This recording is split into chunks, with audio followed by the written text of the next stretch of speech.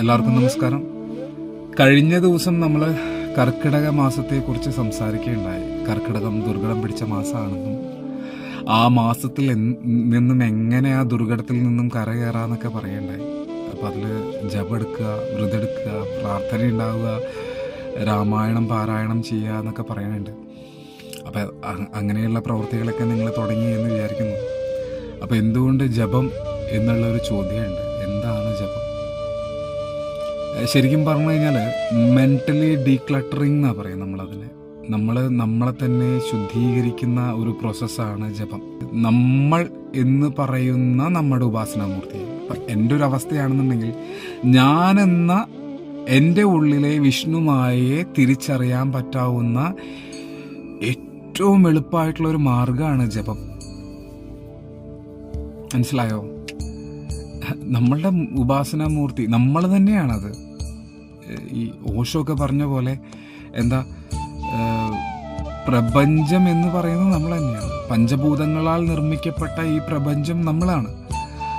നമ്മളുടെ ഉള്ളിലേക്ക് ഒന്ന് തിരിഞ്ഞു നോക്കിയാൽ നമുക്ക് ഈ പ്രപഞ്ചം മുഴുവൻ മനസ്സിലാവൂത്രേ. അങ്ങനെ പറഞ്ഞിട്ടുണ്ട് ഓഷോ. രജനീഷ് ഓഷോന്റെ ജപത്തിനെ കുറിച്ചിട്ടുള്ള അദ്ദേഹത്തിന്റെ കൺസെപ്റ്റ് എന്താണെന്ന് വെച്ച് കഴിഞ്ഞാൽ ഇതൊരു ടൂളാണെന്നാണ്.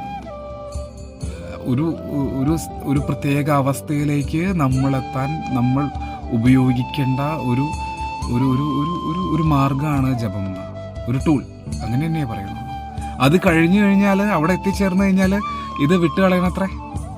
അങ്ങനെയാണ് ഓഷോന്റെ ഒരു കാഴ്ചപ്പാടിൽ എന്ന് പറയുന്നത്. അദ്ദേഹത്തിന്റെ ഫോളോവേഴ്സൊക്കെ അങ്ങനെയായിരിക്കും ഡീൽ ചെയ്യുന്നത്. പക്ഷേ വിവേകാനന്ദ സ്വാമികൾ അങ്ങനെയല്ല. ഇതൊരു തുടക്കം മാത്രമാണെന്നാണ് പറയുന്നത്. ജപം എന്ന് പറയുന്നത് നമ്മൾ ഈശ്വരനിലേക്ക് എത്താനോ അല്ലെങ്കിൽ നമ്മൾ ആ ഒരു പരബ്രഹ്മ കൺസെപ്റ്റിലേക്ക് എത്താനോ ഉള്ള ഒരു തുടക്കം മാത്രമാണ് ജപം എന്നുള്ളതാണ്. മനസ്സിലായോ? ജപത്തിലൂടെ നമുക്ക് നമ്മളെ തിരിച്ചറിയാൻ സാധിക്കും. നമുക്ക് കുറേ കൂടി ഫോക്കസ്ഡ് ആവും. നമ്മൾ വളരെ ക്രിയേറ്റീവ് ആവും. നല്ല നല്ല ഡിസിഷൻസ് എടുക്കാനൊക്കെ സാധിക്കും അത്രേ ഈ ജപം. ഇത് ശാരീരികമായിട്ടും നമ്മളെ നന്നായിട്ട് ബാധിക്കുന്ന ഒരു കാര്യമാണ് ഈ ജപം എന്ന് പറയുന്നത്. നമ്മുടെ മനസ്സ് ശുദ്ധമാകുമ്പോൾ നമ്മുടെ ശരീരത്തിൽ അത് പ്രതിഫലിക്കുത്രേ. മനസ്സിലായോ? ഇത്തരം കാര്യങ്ങളൊക്കെ ഉണ്ട് ജപം. പരമാവധി നിങ്ങൾ ജപം എടുക്കേണ്ട ഒരു സമയം അത് കറക്റ്റ് ആവുക എന്നുള്ളതാണ്. അതും വലിയൊരു പ്രത്യേകതയുണ്ട്. കറക്റ്റ് സമയത്ത് കറക്റ്റ് ഫ്രീക്വൻസിയിൽ നമ്മൾ ജപം എടുത്തു കഴിഞ്ഞ് കഴിഞ്ഞാൽ നമ്മൾ വേറൊരു ട്രാൻസിലേക്ക് എത്തും. നമ്മൾ ആ ദേവൻ്റെ അടുത്തേക്ക് എത്തും. എളുപ്പമായിട്ടുള്ള മാർഗമാണ് ജപം. എന്നാൽ അത് വളരെ ഭംഗിയായിട്ട് എടുക്കുകയും വേണം.